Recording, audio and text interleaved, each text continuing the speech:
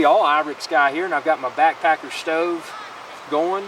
And then this right here, if you checked out my other video where I was using my backpacking water purifier, that's the water that I got from the mountain stream. And what I'm going to do is bring this to a boil. And people have different opinions about this, but the consensus that I've found is probably boil it for around 5 minutes. Keep in mind this water's already run through my backpacker purifier, so it should be safe to drink already, but out of best practice, I'm also going to boil it. So I've got all the dirt and all that stuff out, so it looks like really fresh water. And now I'm going to boil it and let it cool down, because it's going to be like 22 degrees tonight, Fahrenheit. So it'll probably freeze, and then I've got mountain fresh water from Appalachia. How cool is that?